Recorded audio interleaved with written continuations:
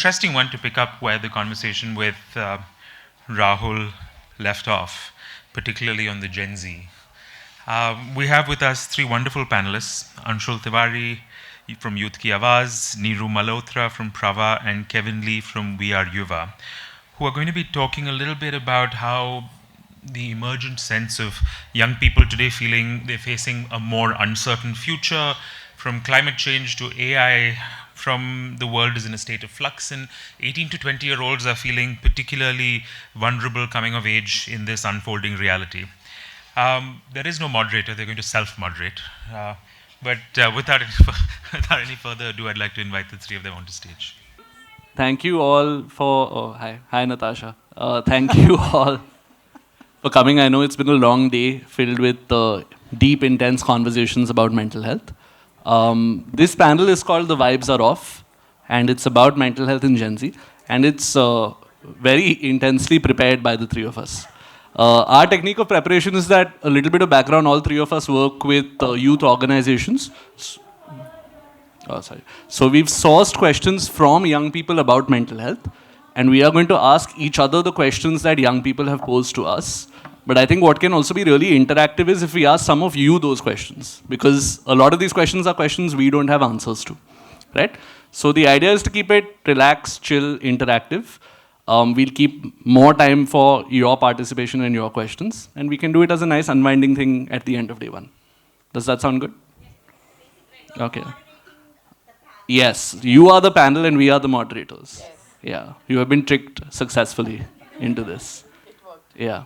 We don't have time to introduce all of you, but we won't introduce ourselves also. So then we're on even ground.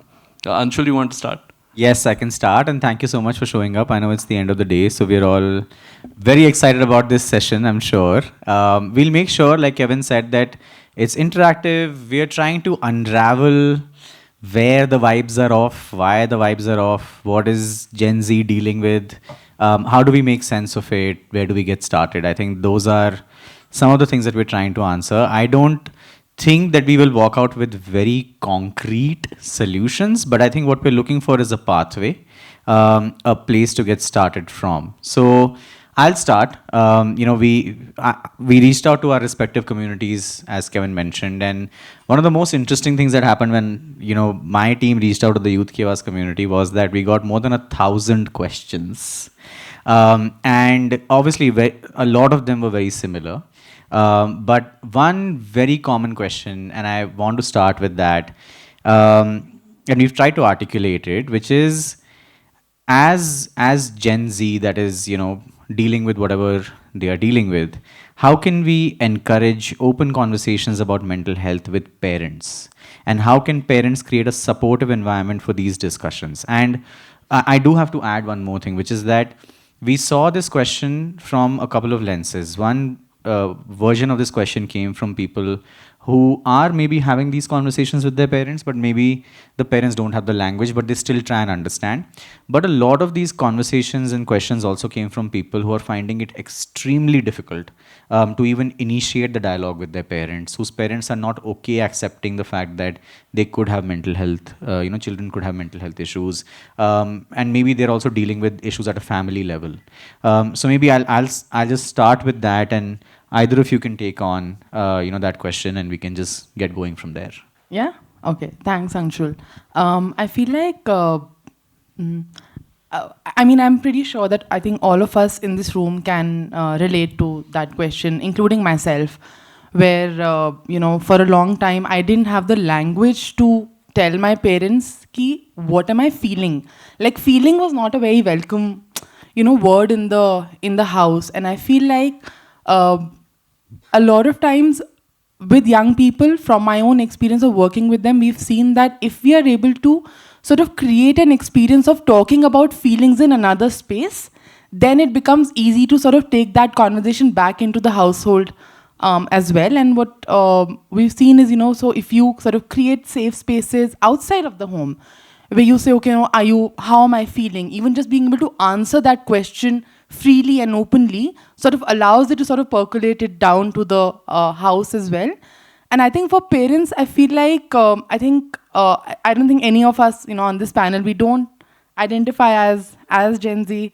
And I feel like we're not Gen Z, but I do feel like I think the generation after, like the older generation, I think there is a responsibility to sort of initiate these conversations.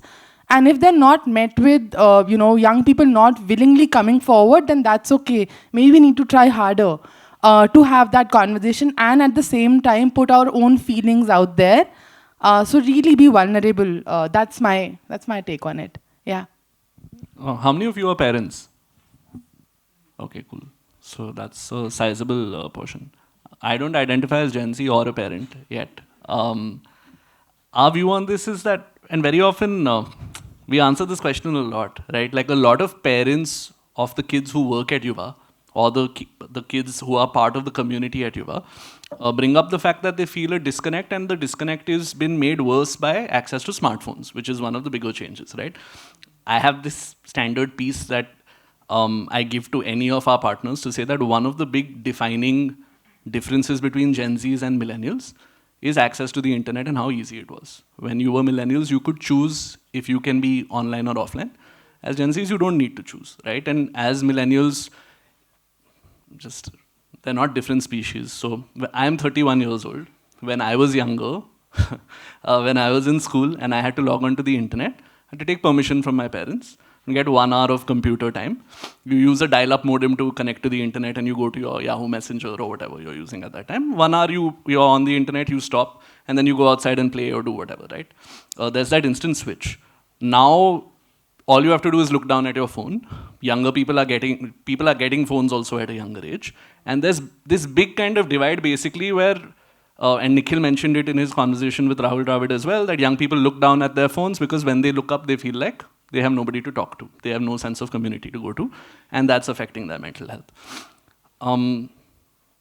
But I, as a 31-year-old, still cringe when my mom now sends me Instagram reels, right?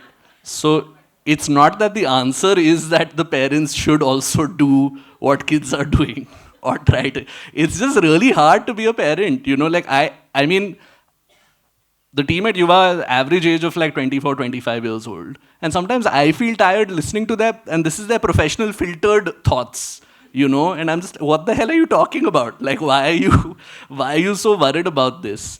So I think there just needs to be empathy, but I also would love to, and this is what we'll do, right? We'll answer and then we'll open it up to the crowd as well.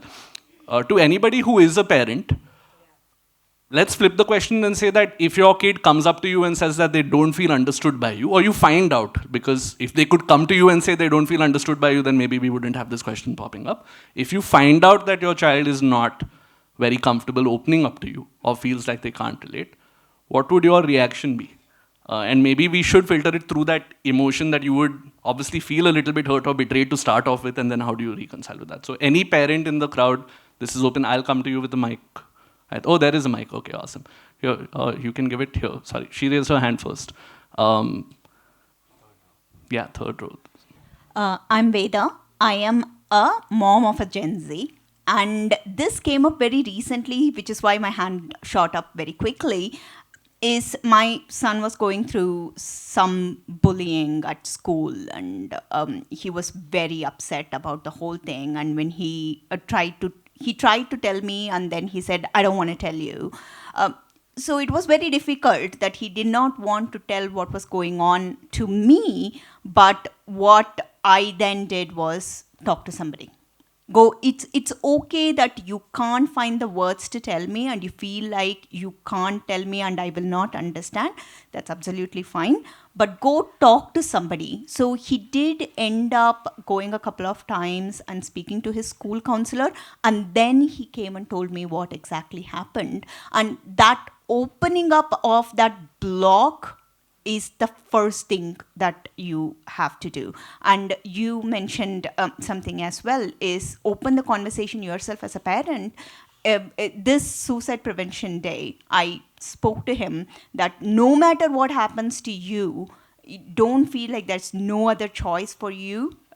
You can always come. I will be disappointed, but I will always love you. And that opened up further conversations from him. So that is what you do. Try to open up pathways for them to talk to you or somebody else. It's a very good answer. Can we have a round of... This is the first panel where we'll be clapping for the audience and not for the panelists. But thank you. You're the panel. You're the moderator. Yes, thank you. She's right. I was testing you, ma'am, and you have passed with flying colors. Any other parent? We'll take one more. Okay. Once we feel collectively as a room that we have an answer to the question that was asked, we'll move on to the next question. Okay. Yeah, hi. So I'm a mother of 2 boys, and I run an NGO for mental health, actually. So what happens is they see me having conversations with youth, because I deal with college students, and they see me every time I pick up the phone. I'm like, "Acha, pehle rona band karo, fir baat karo," that type. So it did come as a shock to me when I did not know what was going. It was happening with my son's best friend, who was being kind of pressurized to get into drugs. So at school level, right? And that kind of shocked me. And he was having a conversation with my younger son, and I just heard it, and I'm like, ye kya baat chal raha hai? What is happening? And because I talk to so many college students, and I'm giving gyan there, and I'm not realizing what's happening in school, right? And then very casually, because inside I'm like, ye bhi hai kya? Is he also a part of this? What is happening? And she's my friend, uska bachcha hai to mera bachcha bhi, same. And he's like, nahi, koi school mein kuch leke aaya tha, and and people were so what I want to say is that when we realize it does, you feel panic, but you have to don that hat ki हाँ ऐसा भी होता है, अच्छा बताओ, when you ask in a very friendly manner and you say that it's okay, but tell me what, I'm not gonna, मैं डांट लगाऊंगी, but yeah, just like what she said, like I still love you, and don't ever hide anything from me. So that helps a lot, like when you give that non-judgmental space for them, that really helps. And then you get the story out, and I'm like, I'm going to tell the other mother as well. So but yeah, just be careful. Yeah, that's what. Okay, so 2 really good answers. Yeah, round of applause for our panelists. We'll move to the next one because there's a timer in front of us. Is very anxious now. I just want to add one point very quickly, which is, I think, culturally speaking, I mean, of course, I'm making a judgment call here, but the crowd here is aware, hence is here, slightly more privileged, access to information is higher. I think there are 2 things that we've noticed a lot when it comes to conversations with parents, which is that traditional parent-child relationships are based less on trust and more on an accountability kind of an equation. That the kid is accountable to their parents, there is a certain responsibility that they have to keep up with, and so on. And I think at some point that culture does need to shift towards a more trust-based relationship. The second thing also I feel is that the language to talk about mental health does not exist a lot beyond even English, right? So and of course, like, there are schools that have counselors, but there are so many schools that don't even have a concept of a counselor. So I think for even parents to know that this is an option and this is a reality, I feel like there is a significant amount of, narrative building and change that needs to be seen probably at that point, and hopefully we can find some of that here as well. No, that's an excellent point, especially from a moderator and not a panelist. Very, very good. You want to move to the next question? Right. I think Anshul, because you spoke about trust, one of the I'm gonna get into the deep stuff now, on the deep end. But I think one of the questions that came in was young people's trust is constantly getting broken. Be it in the family space, in education, or in the career space. You're met with failures, etc., etc. So how do I trust? How do I trust anybody out there? And I think this is also related a lot to, like, I think we have some questions around friendships also that have come in. So yeah, if you'd like to, I can start off. Yeah, please. And I think as a young person, myself, when I was trying to traverse this as a young person, I felt like, and I remember somebody told this to me, who was sort of a role model, and they said that, there is no other way to trust but to trust. And I was like, what does that mean? Like, I'm sorry, I don't think I understand you. But I think as I've gone ahead with life, I've understood that it's actually something that, a lot of time, because everybody around me, apart from this person who was a role model I had, would say, don't trust easily. You should always you should always question and all of that.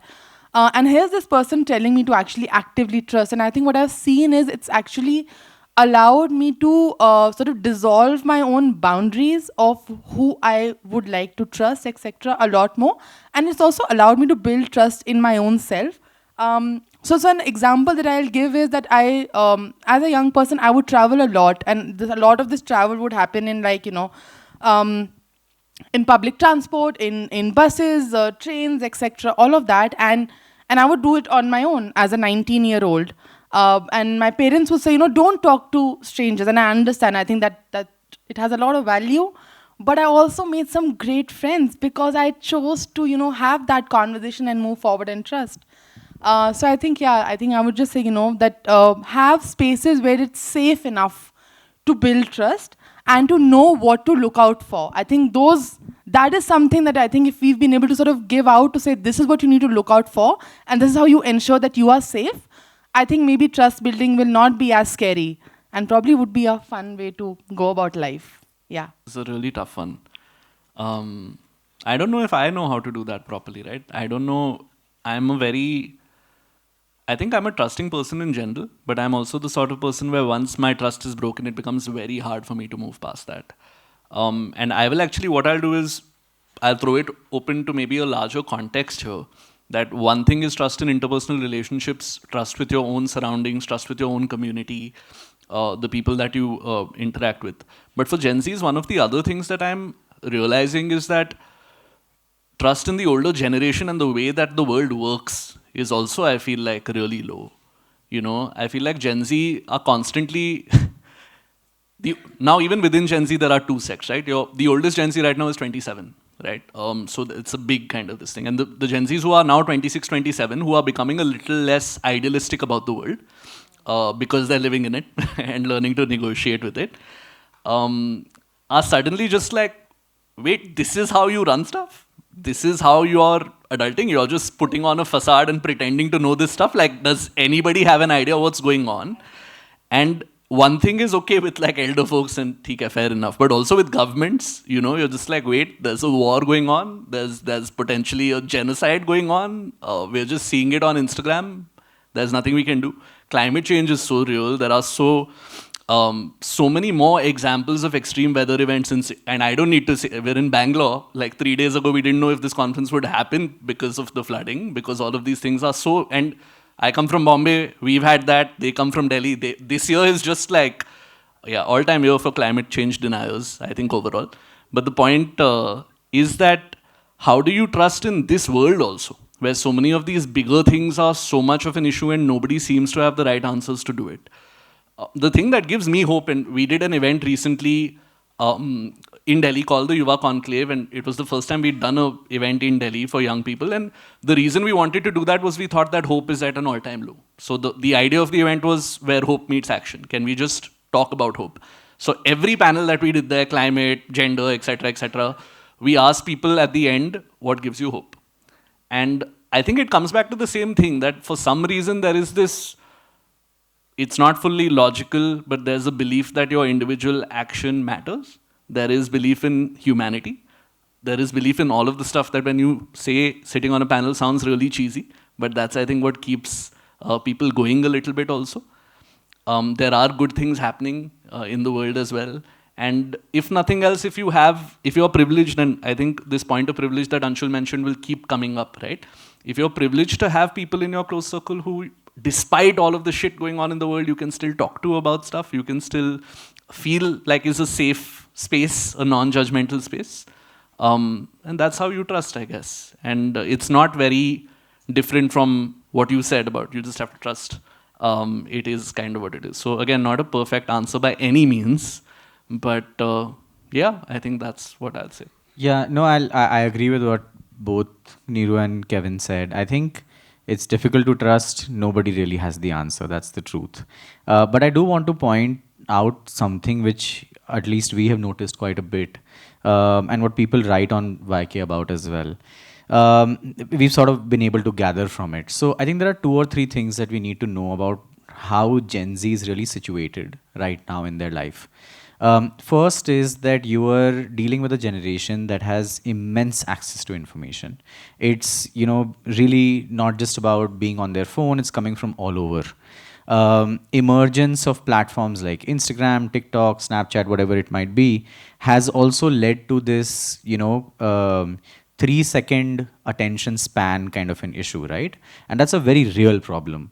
I am also a part of that problem. I'm dealing with it as well, right? Every night before I go to bed, I'm scrolling. It's something that we are all sort of dealing with. But there is like I think Kevin pointed out in the previous question, there is a generation that is born into it, as opposed to maybe my generation that saw it coming in. So I want to just paint a picture between a difference between the generation before the millennials and then Gen Z, something that we have observed a lot. The generation before the millennials came from parents who only cared about getting by because it was the post independence parentship, really. That age group was ambitious because they saw their parents only getting by. They wanted to have a career, they wanted to build these corporations, and this is not very old. This is like 65 years ago. IITs came to India, IIMs were there, and so on and so forth, right? So there was a different kind of an era. It was all about making sure that you're hitting as high as you can with your jobs, with your careers. There was the IT boom, etc. When the millennials really came in, the first time the concept of hope started becoming very mainstream. So millennials as a generation were more hopeful about the fact that things will change. So you can see this in global politics as well. With Obama coming in, Wall Street movement happening, movements across the world happening. That even in India, the anti-corruption movement happening. It was all led by millennial young people. And then you have a Gen Z that's being born into a time where they've seen all of this and that nothing worked. And they're born in a broken world, right? So the trust on hope is not there as much as it was earlier. The trust on the personal ambition being extremely high or, working in a typical corporate setup is not there because they've seen that it's not worked for their parents, for example. So and then there is this overflow of information where every 3 seconds you're supposed to change your emotion. The brain is not wired for that. You can't be happy for 3 seconds and then sad another 3 seconds and then angry another 3 seconds. Just imagine having that, constant stimulation going in your brain. So you're left feeling quite disoriented. So where does the trust then generate? So my perspective on this is that the trust generates probably in the real world somehow, somewhere, with immediate communities that can build it. And the most immediate community that I can think of for a young person is their family and their friends. People who they spend the most amount of their time with in school and then at home. But again, it comes back to the question that how do we sort of shift the relationships that are being formed in those institutions that can reinforce the need for that trust and that can reignite the belief that, I can rely on somebody, I can have that trust, I can find resonance in people around me. And I think that's the complication, at least. I don't think there is any answer here, to be very honest. But yeah, I think we should ask the panel Somebody has to. what they think. Are you okay? How many people would consider themselves trusting people? Okay, how many of you are not trusting, skeptical people? So we'll take one trusting person and one skeptical person. Okay, trusting person, you raised your hand there. Yeah. And for those who just joined in, we are the moderator, you are the panel. That's how we are trying to do this. So this is me taking that really seriously. Okay. I feel like in addition to everything you guys said, there are going to be people that are going to let down your trust. There's going to be organizations or systems that are going to let down our trust. And we're all still figuring that out because it's human and we're leading it. But I think a really important thing, and I'm saying this as a person, but also as a mental health professional, is building trust in yourself. Because if you know that you have your own back, that's what gets you through, and that's what gets you, keeps your hope. So I think I would say to stay trusting and to stay hopeful, you got to build that trust in yourself and invest in a relationship with yourself. And it sounds weird, but there is a relationship you have with yourself. So if you make yourself your own best friend or sibling or whoever you trust the most, that'll be really helpful. That's such a hopeful answer. Can we have a round of Thanks. applause? Yeah. I feel better after listening to that answer, so thank you. Okay, one cynical person now to ruin all of it. Cynical people who want to answer, raise your hands. Sure, cynical person. Yeah. Yeah, so like she said, you're the only one having your back, right? So it's like you trust yourself because society has let you down so bad that you're the only one you can look out to. So, I mean, that goes out to any sector, like in the mental health profession. So, like, it's like you're so like it started from childhood ki, like moms talking to your aunt about your problems that you've confided in her, or your professor is telling your mom that what you told her in a confidential professional setting, that you've told her that you know you're facing some problems in college like bullying or discovering your identity, and the professor in the PTM has gone and told your mom.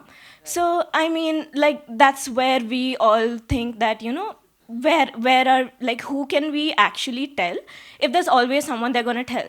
So even for me, like, if someone comes and tells me, I'll always have that one best friend that's gonna, like, you know, I'm gonna tell because I can't. It's not in a person to keep hoarding, and like you can't always be taking in and not giving out. So I mean, even if you are trusting in yourself, it's because society has let you down, and that's why you kind of close in. So yeah. You really took this challenge of being a cynical person very seriously. Yeah. But very interesting answer. Thanks, Veda. But I have something to add to this. You know, I hope that, you know, being a hopeful person that I am, I would say that, you know, I think sometimes that relationship with one's own self can hopefully open, you know, sort of go out and open more doors for more trusting, you know, conversations and relationships, maybe at another point in life. I think that's just my 2 cents to it that I'd like to add. Yeah, I think somebody wants to add something. Yes, please. You have to first say if you're hopeful or cynical, and then with that context, you can. Yes, I definitely am hopeful. And in fact, I want to add on to what you said earlier about trusting anyway. The one thing that I think we get wrong is that we shame ourselves and we shame others when their trust is broken. It's like, how could you not see it? And I think if we can just accept that, okay, we do get betrayed, our trust gets broken, and it doesn't mean anything about us, I think it will be much more easier to take that blow. Yeah. That's a good point. Okay, hopeful people win this one, I think, because they outnumber Thank them. you. So yay for hope. I have a question to ask. It's kind of linked, but it's a force fit. But basically, in the spirit of trusting yourself and celebrating your wins and not judging yourself, this is a question we got from a young person, right? Posting Instagram stories feels good for my mental health because I feel validated. Is this wrong? So I think it's also very good. I'll let them answer it first, but I think it's a very good difference between when we're talking about mental health with all the language that we know, when we work with this sector, we talk about it in a certain way. From the lived experience of a young person, very often it is these complicated things. And I don't think that this is a question that you could go to even a mental health professional to and they would have a ready-made answer, right, to it. It's still something that is changing in that sense. So, okay, open floor for the two of you first. I, as a young person, love putting up Instagram stories. I feel validated. Is that wrong? I will say this as somebody who's just gotten off Instagram because I'm on a 1-month break from Instagram at the moment. But I think it's, I don't know. I mean, it's very confusing, right? Like, I think I also don't know how to make sense of it. So I'll say what I feel, which is that I feel like, I think social media is a great space to get validation. I think people are using it to get validation. And it's okay. I don't think I want to comment on social media because I just feel like it's such a massive, space where I feel like I just wish and hope that there are also enough real life experiences that I'm having where I am not just being validated, but I'm also being questioned. as a young person, and I feel like sometimes, and I know I'm digressing a bit, but I feel like we're not pushing young people enough. And by push, I don't mean, like we do like all these negative, no, none of that. But to say, what is it that's going to push me to go out there into the world and try a different thing and to have experiences? Or is my friend circle or is social media only validating me, and that's the only story that I'm going ahead with? And I feel like what a real life experience sort of does is it allows you to view things from very many different perspectives. And yeah, maybe, I mean, social media validation is okay, but it's like, if you're having enough junk food, are you also having enough of the healthy stuff? For a lack of a better analogy at this moment, I'd go with that. Yeah, Anshul. It's a very tough question. Yes, we can definitely clap for Neeru. It's a tough question, but I think there are two things that I feel. One is that social media, the way it is, the form in which it is gonna be here, right? So it's not like you can wish it weren't. You can't really tell people that, oh, tomorrow stop posting stories. That's not gonna happen. It is gonna happen. People will post their stories. People will share on their stories that they're going through something, or whatever it might be. I feel from the point of view of the person who's posting, maybe it is good that they're speaking up and they're getting an outlet in some cases. I do completely agree with what Neeru said, that is it being balanced with the experiences that they're having in the real world? Are they also getting an outlet and the kind of support that they require in the real world? That's the real question to answer. The other thing also is that I feel a lot of the, mental health content that is shared online is often, and I'm not talking about the person who was asked the question, because they are posting it for themselves, but this is also leading to obviously a big consumer base of people who want more content about what they're going through. And that is causing a significant amount of misinformation, because not a lot of people who are sharing this information are experts. They're just people who have their own lived experiences, or maybe even don't have those lived experiences, and they're able to package content and they're able to push it out. And then, people who are then posting are looking for validation are also finding this content. So I think there is a little bit of a challenge here, which is that you can't expect social media to be controlled. That's not going to happen. It shouldn't happen. But at the same time, how do you sort of change the way this conversation is happening online, or how do you change the way communities around mental health are built online? If online is the space that a person finds easier to first reach out to, if that's the first responder approach towards mental health, then how do you build a support community online then? Instead of forcing something that is offline, right? So I don't think we can force that either. And I think this needs a little bit of workshopping, because there is no right or wrong here. There is no, if you tell a person that, hey, why have you posted this? You should stop doing it. They'll feel even more invalidated if they're dealing with something serious, right? So you can't do that either. So I think it's an opportunity to workshop this and figure out what is the blend of online support and real world support and experiences that can help us identify what is the seriousness of the problem that somebody is speaking about. How do you get them that first responder support that is required? And how do you even begin talking about it in the first place? No, it's a very, I think, measured answer, and I think you're absolutely right that social media is here to stay. Before we throw it open, I'll add a bit of a perspective from what we also know about Gen Zs and working with them, right? Number one, and again, I think this is pretty much fact at this point, that the line between content creator and content consumer has never been this blurred, right? Like now, everybody, you have to stand up to see that. Now, everybody genuinely feels like it's easy to become a content creator. So a cycle that we're seeing with a lot of Gen Zs for this stuff is you open your phone, you're scrolling, you see somebody doing something on Instagram on a reel, and you say, man, this is such bad content or easy to make content or whatever. If I do something like this, I could easily get these numbers, this money, this popularity, this fame. So firstly, you're comparing instantly. For those who then put up a story in a certain way that follows a certain trend, and that's what Reels has done, right? There are so many of these formats that are so easy to replicate that if you want to just turn your selfie cam on and do like a little bit of a lip sync thing to a song or a dance step or whatever, you feel like a creator, because that's what creation is. And then you see that you don't get numbers on it. Yeah. Not enough people are seeing your story, not enough people are seeing your reel. the first thing that goes to your mind is not necessarily that the people who are professional content creators, the part that's hard for them to do is the consistency, is to be able to put yourself out there every day, multiple times a day to get that. But the result is often like low self-esteem, that I'm not getting stuff. There's another thing that Nikhil, who's currently on Instagram, because I'm part of his Instagram community and I'm getting notifications, so I know that he's doing that.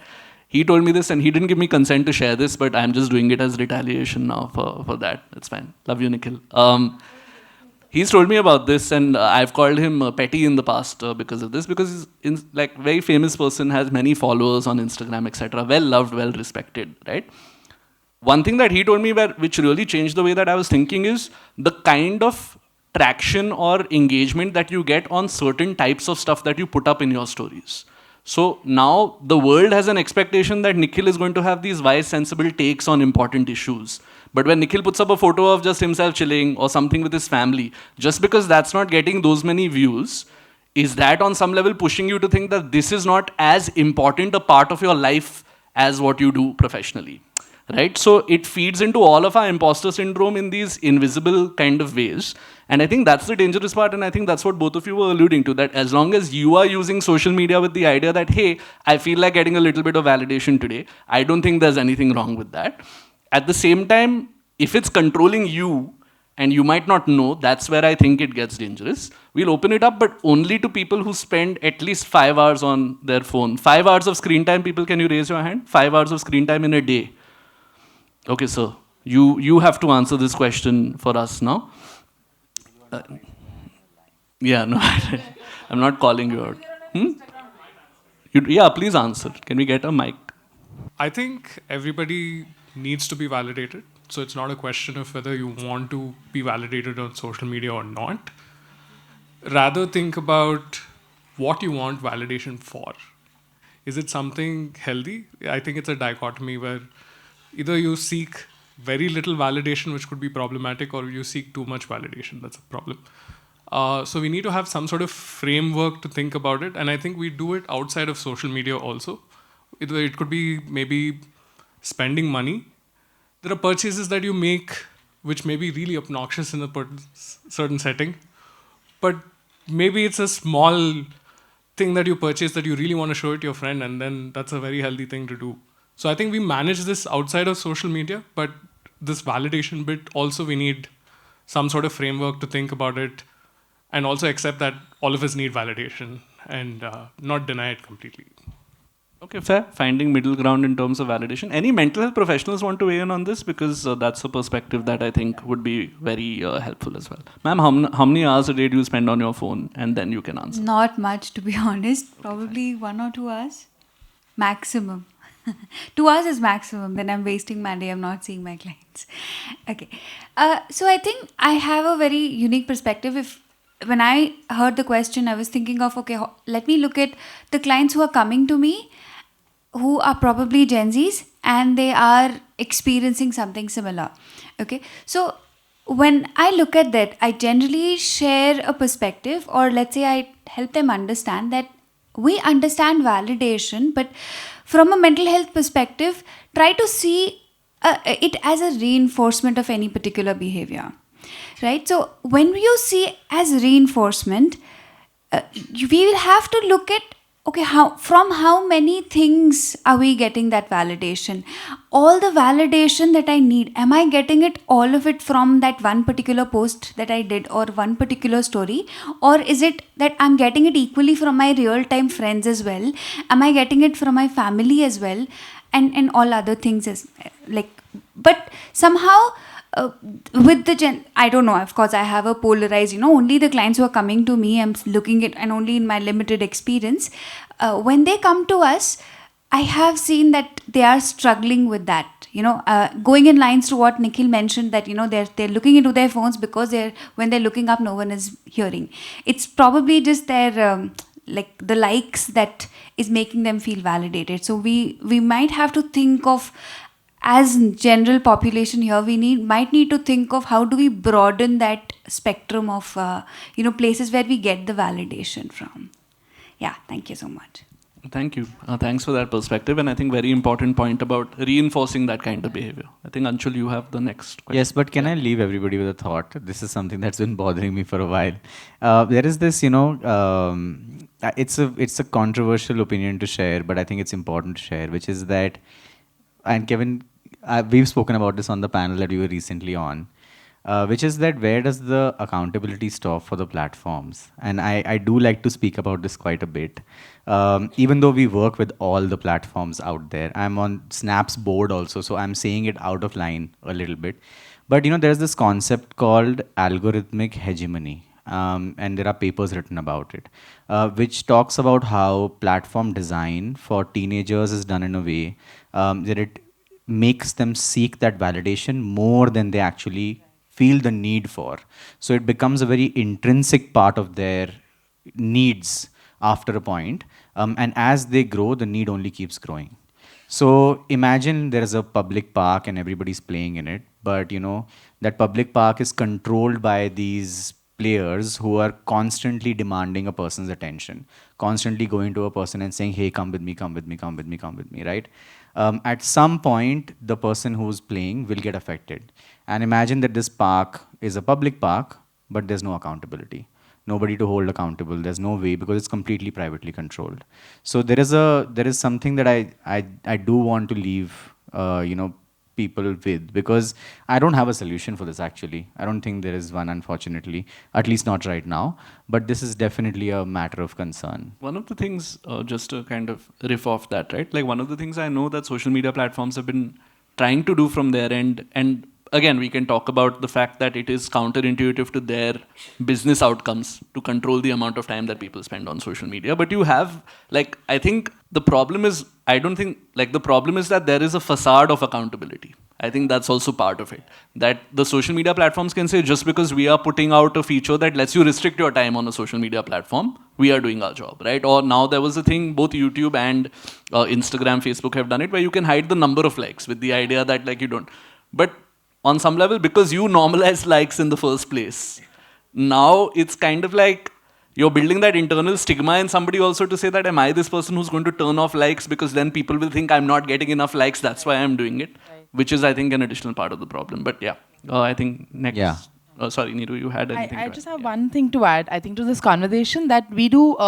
So we do this camp where we get in young people to go into, we go into grassroots community, and usually urban young people, and we say, let's go without our phones. So we go without our phones for 7 days, right? All of us, including the facilitators, right? And at the end of it, when we come out of it, I think it's also important that the young people realize that they are in it, right? So that the trap, in a sense, and they come out and they're like, oh, that's what we were in. And I feel like, and this is not facilitated by us at all, we just created it as an experience. And I think then they're able to critically question it a lot more. And I think that's maybe what might be required in the middle as well. Yeah. Superb. I'm going to throw the next question, which is completely unrelated. I think, yeah. This is actually a big discussion. Gen Z at the workplace. It's a very controversial discussion as well. Because I think many employers are wondering, how do we deal with Gen Z? Kya chal raha hai? And so on. There's a question that we got, which is, how can we initiate discussions on incorporating mental health practices within companies to ensure that employee well-being and productivity go hand in hand? I don't have an answer for this. But actually, yeah, if you want to start. Yeah. I'll take first crack, because we actually did a research report with RPG last year about what Gen Z happiness at the workplace is. And we interviewed, I think, over 5,000 young people to understand. Now, a lot of those are more general stuff about the fact that there needs to be purpose, there needs to be work-life balance, etc. But all of these, as you said, is qualitative. There is no right answer. And it's definitely, again, not an answer that I think aligns with a lot of business goals that organizations have, right?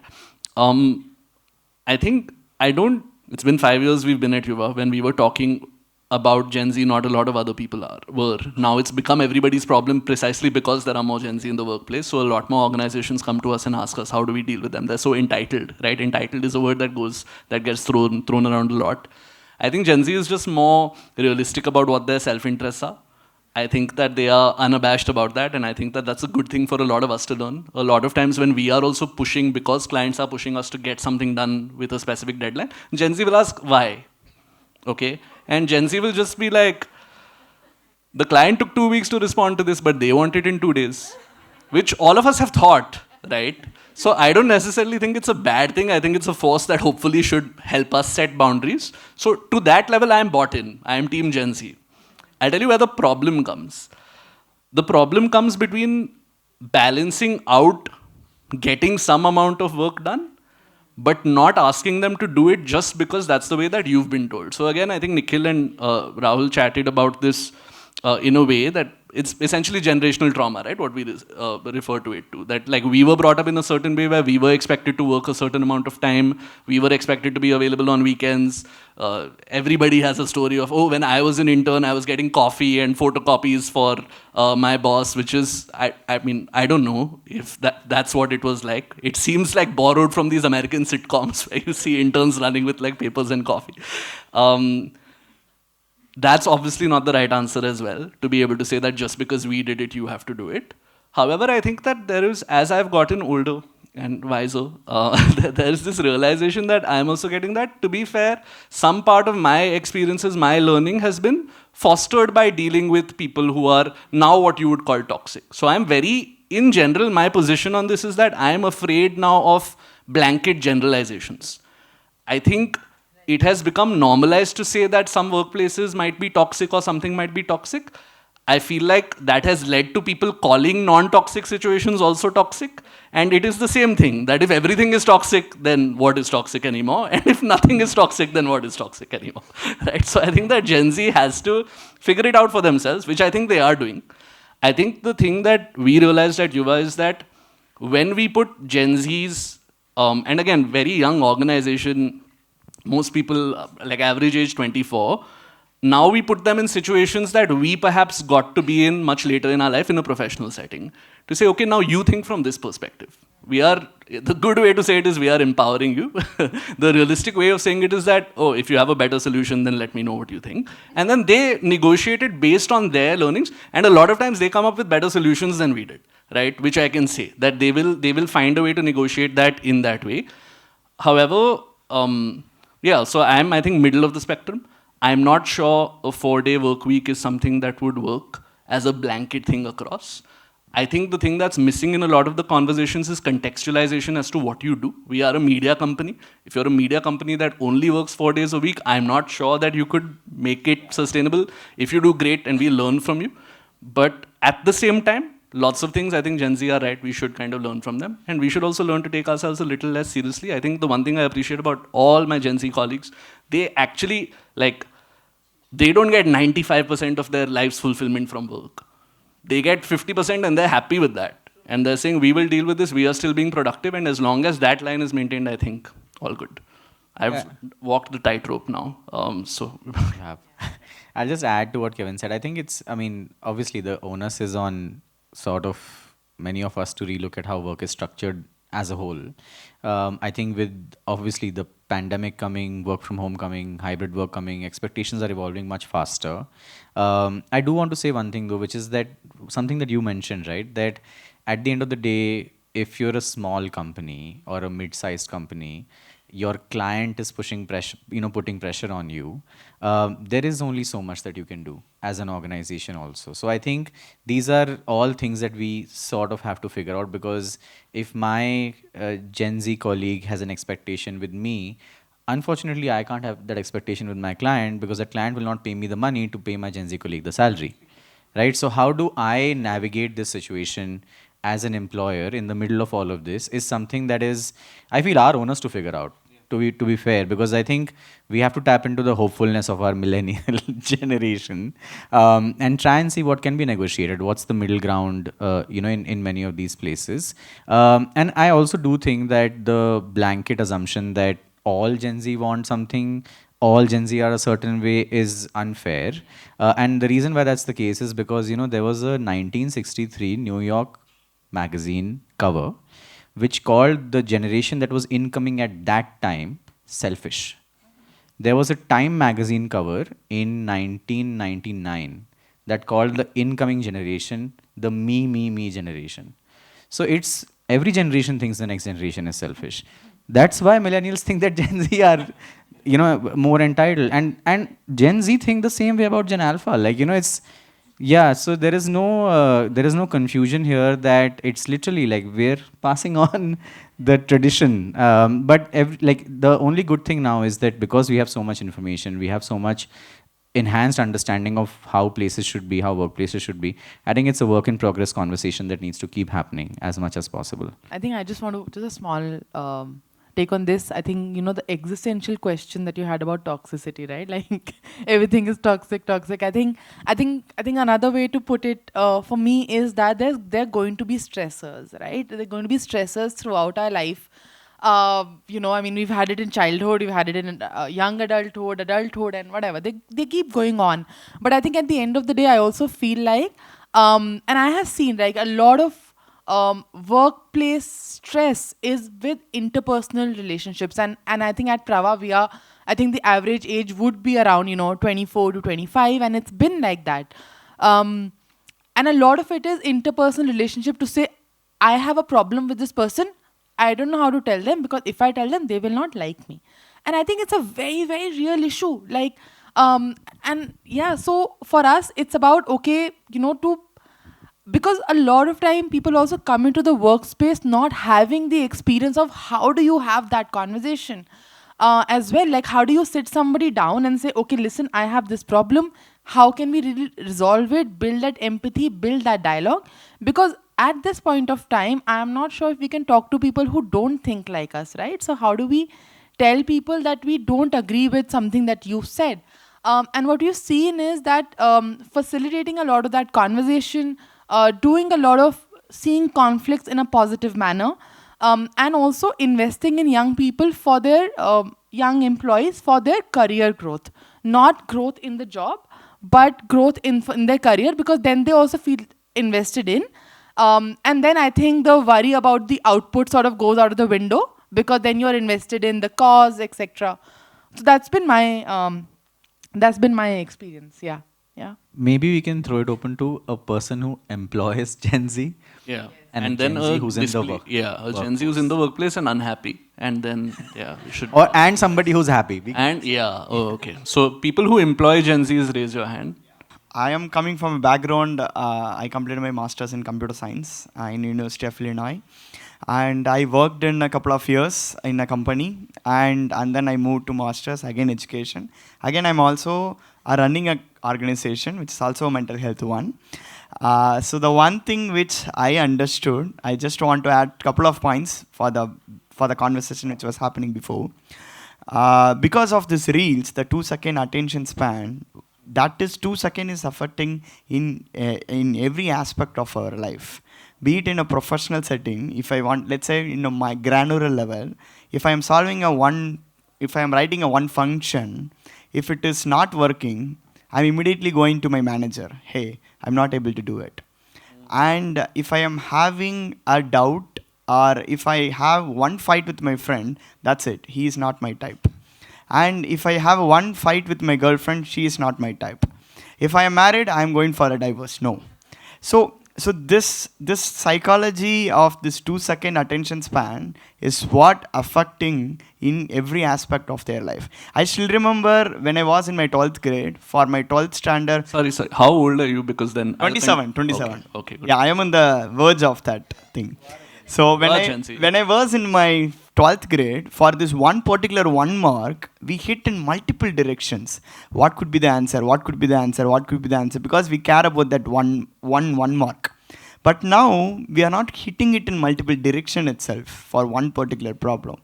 So this is happening because of that reels or that attention span. We found that. And because of that, what is happening now? Now I am taking a founder's hat. So I want to sell my product. Where the users are already in Instagram. And now I don't even know a restaurant founder in my life. Now he is doing podcast in Instagram.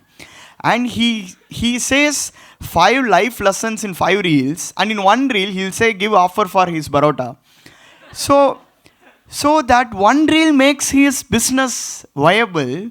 That other 5 reels is to hook that audience to make the audience as a followers. So this is what. So even now I started my own podcast. What I have to do, because at the end of the day, that's where all the young students are, or my users are. So one thing I would like to highlight is, I'm also a content creator, podcaster, and filmmaker. So I am in a space. To be very honest, I moved from US to India to validate this. I've been doing this research for past 3 months. I've attended a Geron conference in NIMHANS.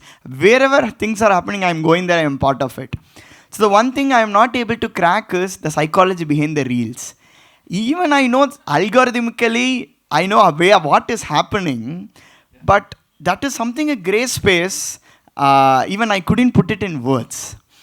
So be it an employer, be it an employee, wherever it is, the one problem for most of our life is that addiction to the reels. So yeah, so that's, I don't know, but I put it in a more... That was very, very well articulated, and a real roller coaster of an answer. And the climax was when you said you're 27, so then it really contextualized. But thank you for that. I'll just add, like, to your point only about, like you said, giving up early or this thing. I think one thing that Gen Z also feels is that they have an abundance of choice. And we're talking about reels and we're putting a big portion of the thing on reels. But look at dating apps also, right? It gives you this sense that there are so many people out there, real people that you can meet. When millennials used to get ads that said hot singles near your area, you'd never click on it because it was a scam. But now it's a product for free. Sorry, somebody raised their hands here, and then you employ Gen Zs, you said.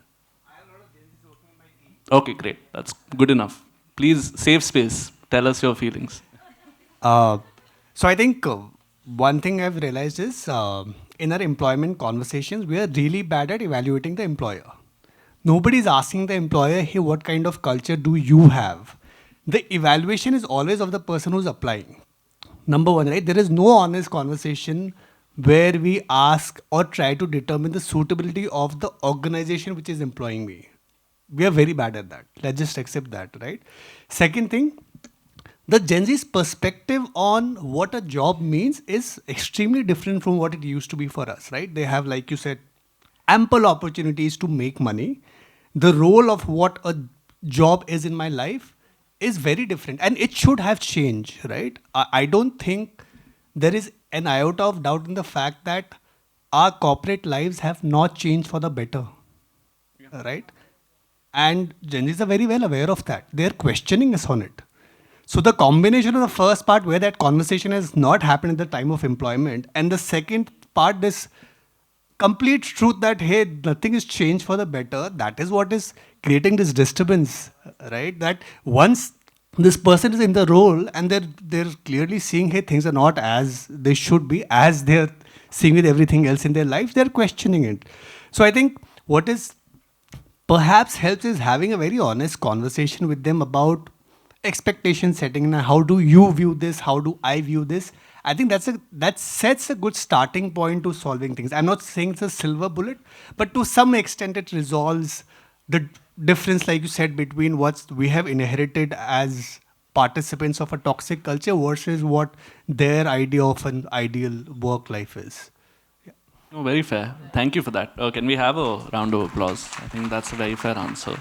I'll close the loop on this question with a thing that just came to my mind when you were talking, that we had a Gen Z teammate when we were working remotely during COVID, and it's been somebody who was very excited about joining Yuva for a very long time. Had been familiar with our work, etc., and came in, and about decent, like 6-7 months in working remotely during COVID, said, I need to talk to you, Kevin, I have like a problem. So I said, yeah, what's up? So we were working 10 to 7, right, virtually during COVID. So he said, see, the problem is I can't wake up early. So I wake up at 9:45, and then I'm jumping on the all hands call or whatever. And then I'm working till 7. And then after that I eat dinner, and then I have like 1 hour, 1.5 hours to like watch something or whatever, and then I go to sleep again, and then I have to wake up, and then it starts again. What do I do? And at that point, my initial reaction was like, this is what a job is, sadly. Like, this is what all of us on some level feel. Um, Try to wake up early if you feel like you need more time for yourself. And then I sent it to my group chat just as a, okay, like this is, and they were just like, but on some level he's right. Like what are all of us doing? Like this is all of our lives, right? Like we just literally get up, go to work, come back, go to sleep, get up, go to work. And we are not questioning it. And I think that is like a very subtle way of kind of saying that a lot of questions that they ask, you might initially judge as saying that, okay, this is entitled or whatever. On deep pondering, you're just like, okay, maybe it's time to build a better world where this is concerned. So, yeah. I just want to add one thing, which is that, I feel like there's a need for shift in conversation also from work versus work to life to work and life. Both are important and both need to be balanced, right? So it doesn't have to be one being pit against the other, because I feel like another challenge is that there is this assumption that work is going to drain me, right? And life is, which is not going to drain me. So it's become this battle between the two. And I feel like it shouldn't be that. Both have to coexist. You need work for sustenance. You need life for sustenance as well. So I think that is something that we can probably aspire for a little bit. Some change in perspective, maybe. Yeah, I think there's one thing that, we say that, how do I make the world my classroom? I mean, as like philosophical it sounds, but how do you sort of learn from everything? And I think for me, it was actually my Gen Z, colleagues who actually taught me, like I should be doing something outside of work also. Like even though, for me, work hits the sweet spot of, like my passion, what I want to do, and what I'm personally invested in. But they were like, hey, what are you doing out? And so for me, that was a huge shift to how I worked for like the first 8 years of my career, to be like, okay, no, but there's something more that you would like to do. And I think now I've reached that point where I'm like, wow, this can actually, coexist together. So I think the answer is that millennials need to start picking up hobbies for them to understand what Gen Z needs. yes, I agree. Neeru, I think you are the next question. Yes, I have one. I think we might again go into the deep end a little bit, but we'll see. Sorry, yeah, I was the harbinger of that. So, how critical is having labels in relationships, and is not having them concerning? It's a very different direction. Why do you point at me? Yes. Yeah. Lacking answers at this point. Yeah. Please, Kevin, go for it. I know. I'll give Gen Z insight. I don't have an answer for it. I think that it's really strange because I feel like, okay, how many millennials in the room? With millennials, I genuinely feel like it was for a period in my active dating life. It's just not how you should start answers on panels. You were almost running away from labels at that time, right? Like there was, I don't know if, I think a lot of this differs not just generation to generation, but decade to decade also. But when I was young, we had this concept of proposals, right? That's what we used to call it. You propose to somebody and then they're your girlfriend or boyfriend. That's what it used to be. And there was this idea that it has to be a long, intense, committed relationship. And then by the time I went into my mid-20s, there were all of these Gen Z terms that were coming up, like situationship and talking stage. And it's like, what is all this? But at the same time, I feel like millennials, for some reason, and especially in their mid to late 20s, there was some amount of like commitment phobia to kind of say that I don't want to tie myself down to this person, because at that time when people were going from mid 20s to late 20s, dating apps kind of entered the scene. So it's also technology acting as a trigger. For Gen Z, I feel like they have micro labels on stuff. Like there is the talking stage, there is ghosting, there is zombieing, which is when you ghost somebody and then come back from the dead. Yeah. There is love bombing, there is breadcrumbing, there is a lot. Yeah. There's a whole I'm sure there's an Instagram page that's dedicated to this. So they have micro labels because I think for them, they are not necessarily as scared about the label as much as they want clarity on what this is. And I think that they keep coming up with their own language to kind of talk about it, which is okay. I do find that a lot of, at least again, Gen Z teammates at Yuva, quite old-fashioned. A lot of them are in like long committed relationships that they want to call relationships. I think romance is back in fashion in a way, where they are happy to be, it's all about hashtag goals, right? Like there are maybe now 4 married couples at Yuva, And every time we are talking about stories, and it could be a random story, the Gen Zs are all listening like wide-eyed, like, oh my God, us when, that's the, this. So I think there are a couple of triggers. And one is definitely technology. But the second one is that even in this world where you have so much connection online, there is a deep, profound sense of loneliness. I've constantly felt when we've spoken to Gen Zs, even in the colleges we visit, that loneliness is kind of there. I will just throw in one more thing to make it a little bit more complicated for Anshul to answer since he's going after me, which is gender, which is also one thing that we're seeing, that when young boys are still very anxious to get into relationships because there's a sense of conquest there, right? If I don't have a girlfriend, then I'm not as much of a man. That still kind of exists, which is why young men on dating apps will complain often that they are not getting matches. That's the thing. For women, safety is like a very big concern. But the other thing is that I feel like women are thankfully now feeling more empowered than they were 10 years ago. And they don't want to then tie themselves down to somebody. And men, because they're carrying this strongman image of like, I don't vent to my friends about emotional stuff, I don't cry, etc. The minute they get into a relationship or the possibility of a relationship, all of that emotional vomit is going on the poor girl only. To say that, you are now, like, when Nikhil did an episode of Be a Man Here, and somebody, you can watch all the episodes to find out who, but somebody basically said that I don't need a therapist, my girlfriend is my therapist. Which is no, and Nikhil actually told him that, bro, get a therapist, because it's not fair to that person. They should not kind of bear this burden.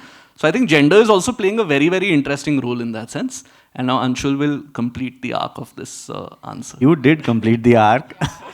No, but I do agree with everything that Kevin said. I think he's very well articulated it, including the keywords that you threw in. I think the one point that we've also noticed is the loneliness point. I think it's a significant issue right now. There is a severe lack of real world connections that Gen Z, consumers of information, or however you want to, put that, are facing. And it's also because expectations are evolving by the day. That, expectations from Gen Z, expectations that Gen Z in relationships have, I'm just going to stop saying Gen Z, people, young people. And I think that's a very big issue right now. And the number of people that we've seen talk about how even in relationships they feel extremely lonely is also growing. So there is also a changing dynamic within relationships that we are noticing with younger people. When you're in college, in school, that again, issue of validation is seeping into relationships. How constantly validating is it?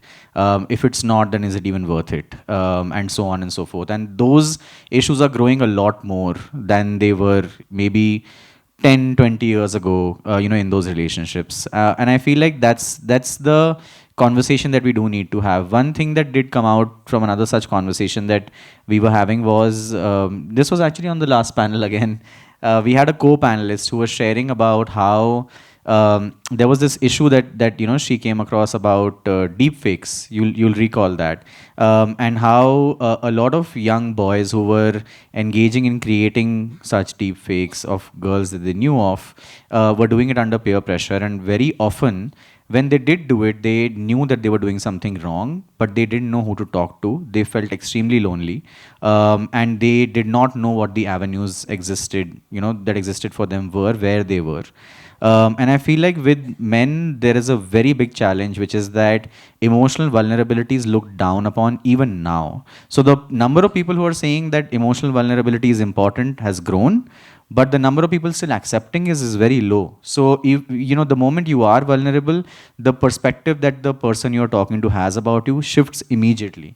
Even if they're supportive, even if they're trying to be there for you, it does change significantly in that moment, and then consequentially as well. So it leads to this serious vacuum in a person's life, and hence this emotional dumping starts, and an emotional labor is expected from the other person. And if they are not keeping up with it, then they are not the right person for you. So you basically constantly keep looking for people who you can emotionally dump on. And that it creates this very weird vicious cycle for people as well. So general answer about relationships, but yeah, that's what I think. Yeah, thanks. And I think this might be our last question also. We got a prompt.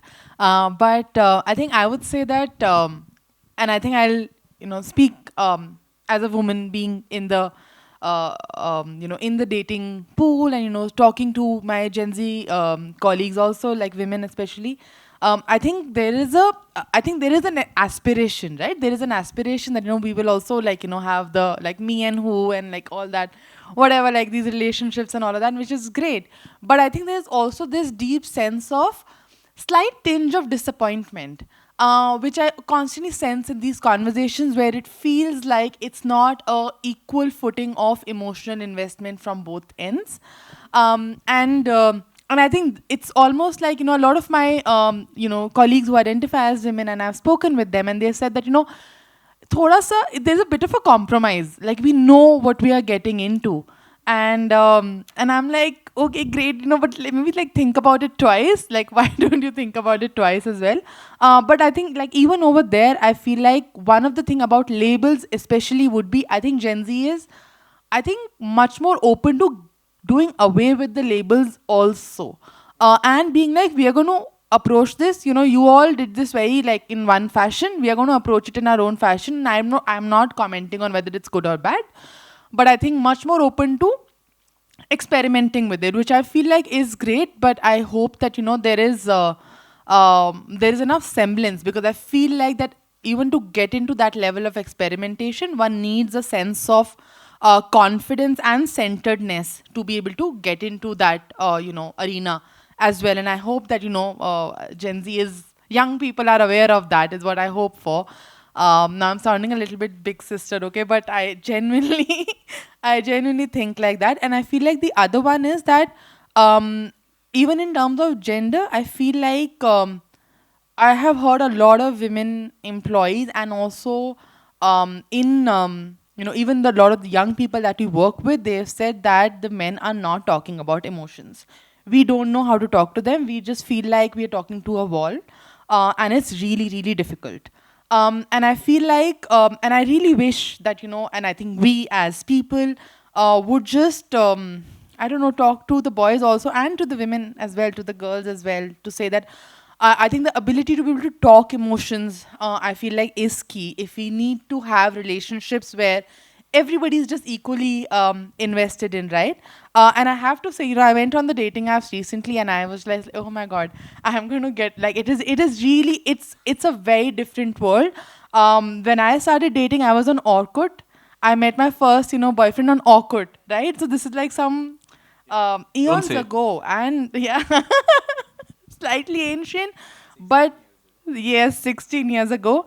But now the dating apps are a different ball game, and I think the illusion of choice, I think it's really, really scary. Yeah, and I hope we are able to sort of talk about emotions a lot more openly as well. Yeah, I think we've reached the end of the day. Is where my answer is. I think we just use this question to talk about our problems. That's good. I think I also need to say that there is no. I think what I have realized is that there is no manual to doing this. There is no manual to life. There is, you go, you make mistakes, and then you take a better one next time along. Decision. Yeah. One question that Gen Z asked me, which we're not going to ask, but I think sums it up perfectly, was there's so much content now on the internet with so many contrasting perspectives. Who should we listen to? How do you filter that out? And I think that's perfect. And I think across life, and it's not just a Gen Z thing, a few of my friends are becoming parents for the first time. And there are so many school of thoughts on parenting. There's just so much information now out there that in general, even for people who have greater life experience, it's so hard to navigate that. I feel like we should end by giving a Gen Z the closing word. So Gen Z's in the crowd. Are there only... Okay, no. You've already spoken. Who? Where? Gen Z. Maybe I have seen much people. Are you Gen Z? Yeah. Okay. So then why you... That's been your experience, you're saying, right? Yeah, of course. Okay. Not very hopeful note to end. Maybe the hope. And another Gen Z with a more hopeful... No, but anybody else? And not just on love. Closing word, Gen Z. While the entire conversation was happening, there are just so many questions rather than a closing statement. And Can I just say those things? So I have a younger brother. I'm a millennial by definition, but I feel like all these things keep overlapping. They also came up with the word zillennial for it. So that's there. Now there is a constant rift sort of at home that who knows mental health better. And in that, I feel it gets cancelled. And then there is parents also who think that they've navigated it all better. So maybe a culmination of all of these learned, experienced, more open channels for communication will just help all of us. So yeah. So good, more intergenerational dialogue. So अब क्या करें, like Gen Z also has to accept that there is more to world than just them. So wow. Yes, I think we need to move from who am I to who are we, right? Like, I mean, we need to our quest for our finding our own identity. Do we also find community, etc. Maybe at some point. yeah, I think the bottom line to all of it is baat karo yaar zyada, just be more out there, not in like extroverty pushy way, but just wherever you feel like nice and it's your space. So yeah, that's it. That was actually perfect closing. Very well summarized. But we have 10 minutes. We have 10 minutes. Okay. 8 minutes, 8 minutes. Okay. We'll give it to people who've not spoken before, ideally. Who've not spoken before. No. Oh, sorry. One person there. Sorry. My bad. Yes. So I think while negotiating anything like workplace or relationship or whatever it is, I think there are certain elements that work for the millennials that are not working for the Gen Z. Like, there's a lot of stress on fear and authority and hierarchy and not setting boundaries and repressing things. So all those things were probably elements from the millennial era that are not working for Gen Z. So yeah, I think we just need a shift and we need a lot of negotiation and communication and open dialogue. Okay, that's a attack on millennials and a good closeout.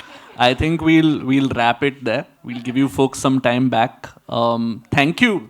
Clap for yourselves first, because it was really fun to do this.